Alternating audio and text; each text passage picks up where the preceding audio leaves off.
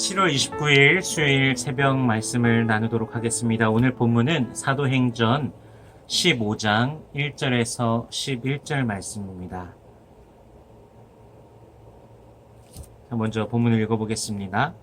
어떤 사람들이 유대로부터 내려와서 형제들을 가르치되 너희가 모세의 법대로 할례를 받지 아니하면 능히 구원을 받지 못하리라 하니 바울 및 바나바와 그들 사이에 적지 아니한 다툼과 변론이 일어난지라 형제들이 이 문제에 대하여 바울과 바나바 및 그 중에 몇 사람을 예루살렘에 있는 사도와 장로들에게 보내기로 작정하니라. 그들이 교회의 전송을 받고 베니게와 사마리아로 다니며 이방인들이 주께 돌아온 일을 말하여 형제들을 다 크게 기쁘게 하더라. 예루살렘에 이르러 교회와 사도와 장로들에게 영접을 받고 하나님이 자기들과 함께 계셔 행하신 모든 일을 말하매 바리새파 중에 어떤 믿는 사람들이 일어나 말하되 이방인에게 할례를 행하고 모세 율법을 지키라 명하는 것이 마땅하다 하니라. 사도와 장로들이 이 일을 의논하러 모여 많은 변론이 있은 후에 베드로가 일어나 말하되 형제들아 너희도 알거니와 하나님이 이방인들로 내 입에서 복음의 말씀을 들어 믿게 하시려고 오래전부터 너희 가운데서 나를 택하시고 또 마음을 하시는 하나님이 우리에게와 같이 그들에게도 성령을 주어 증언하시고 믿음으로 그들의 마음을 깨끗이 하사 그들이나 우리나 차별하지 아니하셨느니라. 그런데 지금 너희가 어찌하여 하나님을 시험하여 우리 조상과 우리도 능히 매지 못하던 멍에를 제자들의 목에 두려느냐. 그러나 우리는 그들이 우리와 동일하게 주 예수의 은혜로 구원받는 줄을 믿노라 하니라. 아멘. 이 초대교회가 이방인들을 크리스찬으로 받아들인 기록이 사도행전 15장 이전에 3번 등장합니다.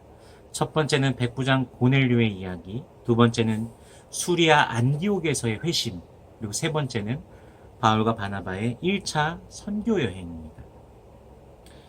성공적이었던 1차 선교 여행이 이제 그것에 대한 보고가 바울과 바나바를 통해서 있은 이후에 이제 은혜가 넘쳤던 그 안디옥 교회에서 문제가 발생하게 됩니다.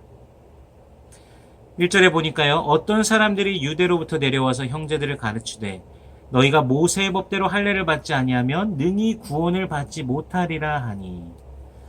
사실 당시 유대인으로서 예수를 믿는 기독교인들이 존재하고 있었기 때문에 그들이 역사와 전통을 통해 가지고 있었던 그 할례에 대한 부분, 하나님의 선민이라는 상징을 오직 믿음으로 구원받는다, 이것으로 전환하는 것이 조금 어려웠을 것입니다. 그들의 삶이 이미 율법을 지키는 것에 익숙해져 있기 때문에 율법을 지키지 않는다는 것, 율법 없이 산다는 것은 하나님의 백성이 아닌 구원과 상관없는 것으로 그들이 분명히 느꼈을 수도 있습니다. 하지만 사도 바울은 단호하게 말합니다. 갈라디아서 2장이 이 예루살렘 회의에 대한 그 내용을 동일하게 다루고 있는 부분인데요. 갈라디아서 2장 4절에서 그들에 대해서 말하기를 가만히 들어온 거짓 형제들이라고 표현합니다. 은혜로 말미암는 그 믿음 위에 다른 것을 구원의 필요 조건으로 말하는 그 모든 것은 잘못된 것이다라고 아주 단호하게 말하고 있습니다. 심지어는 예수를 믿는다고 하지만 율법을 지키는 게 필요하다, 할례가 필요하다고 말하는 그 유대인들을 거짓 형제들이라고 표현할 정도로 아주 단호하게 지금 말하는 것입니다. 그래서 바울과 바나바와 그들 사이에 적지 않은 충돌과 논쟁이 일어났습니다. 그러자 안디옥 교회는 이 문제를 교회 자체에서 해결하기보다 예루살렘 교회와 함께 이 문제를 해결하고자 하였습니다. 어찌 보면 이 문제는 초대교회가 분명하게 짚고 넘어가야 될 신학적인 문제였을 것입니다. 무엇이 옳다고 그들 사이에서 단정하기도 좀 어려웠을 것입니다. 그래서 이 문제를 예루살렘으로 보냅니다. 예루살렘에 있는 이 사도와 장로들의 의견을 묻고 그들의 의견을 이제 경청하려고 하는 안디옥 교회의 모습이 어떻게 보면 참 겸손하고 아름다운데요. 오늘날로 치면은 어떤 교회에서 어떤 이슈가 있을 때 그걸 당회에서, 그리고 당회에서 또 이제 상회기관인 노회로 보내고, 또 이제 노회에서 또 그것이 잘 해결이 안 되다 혹시 총회로 보내는 이제 그런 것과 비슷한 맥락으로 볼 수 있을 것입니다.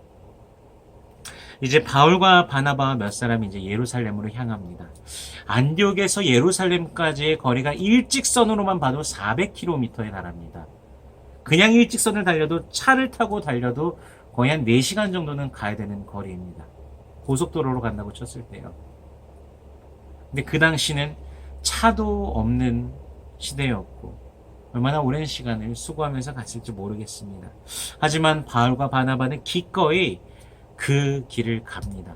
가는 길에 베니게와 사마리아에도 들리면서 이방인들이 주님께로 돌아온 일, 하나님께서 행하신 일들을 형제자매들과 나누면서 기뻐합니다. 자, 이제 드디어 이 논쟁을 가지고서 예루살렘으로 들어옵니다. 사도와 장로들이 모여서 많은 이야기를 나눕니다. 이전에도 이미 예루살렘에 들어와서 바리새파에 속한 예수 믿는 자들은 이미 할 일을 행해야 된다. 율법을 지키도록 해야 된다라고 그렇게 주장하고 있습니다. 이미 의견이 엇갈린다는 것을 예루살렘에 들어와서도 알았을 것입니다. 회의가 시작되고 사도와 그 장로들이 계속해서 이야기하고 있을 때 베드로가 이제 진술을 시작을 합니다. 내 말 좀 들어보세요 라고 하면서 베드로의 진술은 무엇입니까? 이방인들에게 유대교에서 요구하던 그 율법을 요구할 필요가 없다 이렇게 말하는 것입니다. 그 이유가 무엇이죠? 하나님께서 베드로 자신 스스로를 세우사 이방인들에게 복음을 듣게 하셨고 그들이 율법에 대한 순종이 아니라 그 복음을 듣고 예수를 믿고 성령을 받았던 그 경험이 자신한테 있기 때문에 그것을 그대로 진술합니다. 이방인들에게 성령을 선물로 주시는 것은요, 주님께서 이방인들에게 차별적인 마음을 갖지 아니하시고 정말 놀라우신 은혜로 믿는 자에게 구원을 베푸신다는 놀라운 섭리를 그가 그의 경험을 통해서 발견하게 된 것입니다. 그럼에도 불구하고 왜 유대인들조차도 그 율법 앞에서 완전하지 못했고 제대로 지키지도 못했던 그 율법의 멍에를 왜 이방인들에게 씌우려고 합니까? 이것이 바로 베드로의 질문입니다. 하나님께서 성령으로 인치신 그들을 어찌 율법으로 인쳐야 된다고 하는가?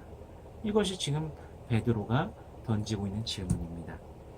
그러면서 11절에서 베드로는 우리는 그들이 우리와 동일하게 주 예수의 은혜로 구원받는 줄을 믿노라 라고 하면서 자신의 진술을 마무리합니다.